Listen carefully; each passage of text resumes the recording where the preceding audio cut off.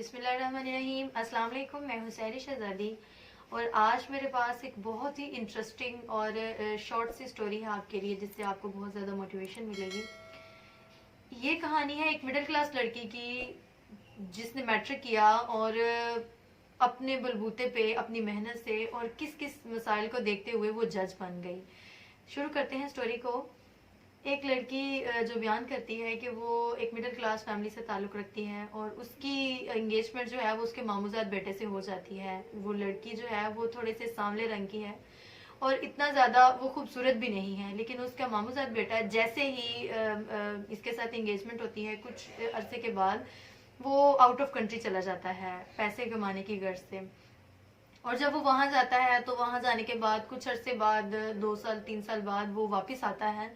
और जब फिर वो अपनी मामूजात को देखता है तो देख के वो उसको देखता है कि वो इतनी खूबसूरत नहीं है और इतना उसका वाइट कलर भी नहीं है, तो वो उसको ना रिजेक्ट करना शुरू कर देता है। लेकिन जैसे ही वो अपने दूसरे मामू की तरफ जाता है, क्योंकि वो आउट ऑफ कंट्री से आया होता है, तो वो अपने सारे खानदान की तरफ जाता है।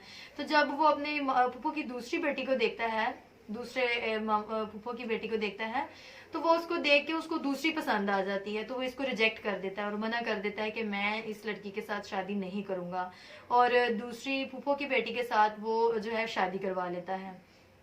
जैसे ही उस लड़की के साथ शादी करवाता है, कुछ अरसे बाद, कुछ माह बाद उनके खानदान में कोई शादी होती है।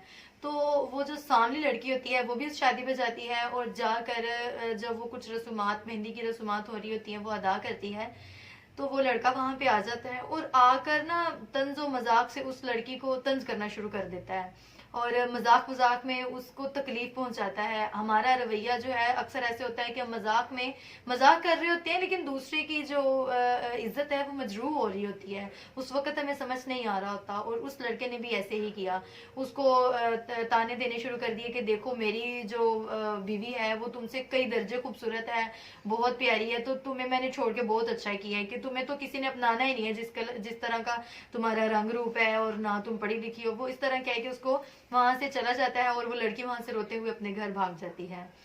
कुछ दिनों बाद वो लड़की रोती रहती है कुछ दिन और अपने बाबा जान से जाके कहती है कि अबू जान, मैं पढ़ना चाहती हूँ, तो आप क्या मुझे पढ़ाएंगे? उसके वालिद कहते हैं कि बेटी, वो जो कि मजदूर होते हैं, वो कहते हैं बेटी आप जितना कहेंगे मैं आपको पढ़ाऊंगा।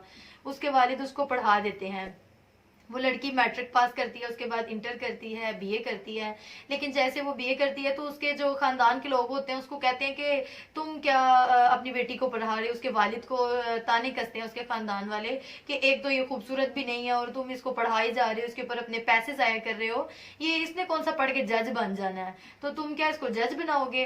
वो लड़की सारे खानदान के ताने सुनती रहती है, अपनी जात पे वो ताने बर्दाश्त करती है और अपने फादर से कहती है कि बाबा जान, मैं अब जज ही बनूंगी, कि मुझे इतनी अजियतें मिली हैं लोगों से, मुझे इतने अपनी गरीबी और अपने हुलिये और अपनी जात को लेकर, कि मैं अब जज ही बनूंगी, मैंने अब इरादा कर लिया है। वो लड़की दिन रात मेहनत करती है, ला करती है, वकील बनती है। फिर उसके दिल में जज बनने का ख्वाब पैदा होता है और वो इसके लिए बहुत कोशिश करती है, दिन रात मेहनत करती है, तकलीफें अजियतें देख देख के एक दिन ऐसा आता है कि वो लड़की जज बन जाती है। और जब वो जज बन जाती है तो ऐसा होता है कि दूसरी तरफ उस लड़के का हाल सुनिए।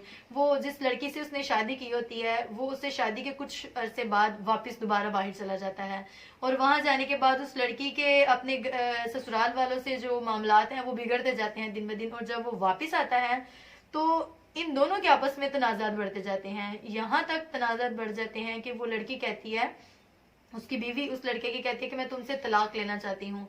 और बात जब यहाँ तक पहुंच जाती है तो उनका जो मामला है वो उसी कटघरे में, उसी अदालत में, उसी लड़की के सामने पेश हो जाता है जहाँ पे वो जज होती है।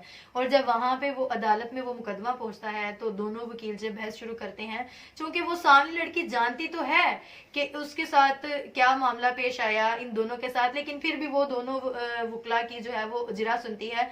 और सुनने के बाद वो जो उसकी बीवी होती है वो कहती है, मुझ पे बहुत जुल्म किया, बड़ा मैंने बर्दाश्त किया, तो लिहाजा मुझे इससे तलाक चाहिए। वो फैसला उसके हक में सुना देती है और उस लड़की को तलाक मिल जाती है। लेकिन जब वो लड़का अदालत से बाहर जाने लगता है तो वो जज उसके पास आती है और आके उसको कहती है कि मैं अब शादीशुदा हूँ और मेरी शादी भी एक जज से हुई है। हाँ, वो मुझसे उम्र में थोड़े बड़े हैं लेकिन मेरी शादी उनसे हुई है जो मेरी इज्जत करते हैं और मेरी कदर करते हैं। मैंने उस वक्त तुम्हें अपना सब कुछ समझा लेकिन तुमने मुझे मेरे रंग रूप की वजह से या मेरी गरीबी की वजह से मुझे ये बताया कि मैं इस काबिल ही नहीं कि तुम मुझे अपना सको, लेकिन तुम्हारे उसी नफरत की वजह से अल्लाह ने मुझे ऐसे मुकाम पे पहुंचाया कि मैं अपने खुदा का शुक्र करती हूँ कि मैं आज जिस मुकाम पे हूँ मैं बहुत बेहतर हूँ। तो इस कहानी से मैं ये सबक मिलता है। और वो लड़का जो है वो बहुत शर्मिंदा हो के वहां से चला गया, उसको कैद हो गई और वो वहां से चला गया, उसको सजा सुनाई गई। लेकिन इस कहानी से मैं ये सबक मिलता है कि आप सल्लल्लाहु अलैहि वसल्लम ने फरमाया कि किसी भी गोरे को काले पर और काले को गोरे पर, अरबी को अजमी पर और अजमी को अरबी पर कोई फोकियत हासिल नहीं। तो जब हमारे प्यारे नबी ने फरमाया है कि किसी शख्स को किसी पर कोई फजीलत हासिल नहीं, तो इंसान का आपस में उतार चढ़ाव ना किया करें। किसी को किसी की जात में ये मत कहें कि आप गोरे हो, काले हो, अमीर हो या गरीब हो। उसके किरदार पर उसको जो है उसको नवाजा जाए और उसको उसके किरदार के मुताबिक इज्जत दी जाए। अल्लाह हाफिज।